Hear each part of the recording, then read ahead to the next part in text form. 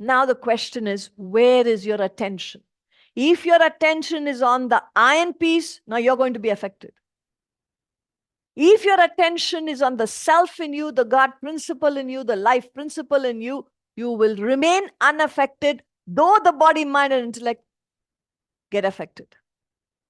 You remain unaffected. So what we are trying to learn here is to disconnect from our infatuation.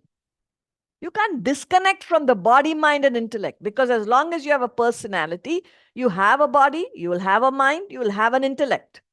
But the question is, how involved are you? How attached are you to your own body, your own mind, your own intellect? That will determine your affectation.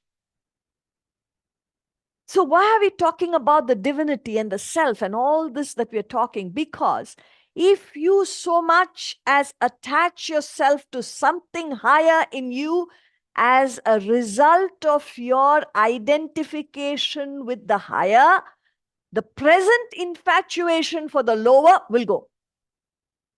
It's like climbing a ladder. Unless you put your foot on the higher rung of the ladder, how can you be released from the lower?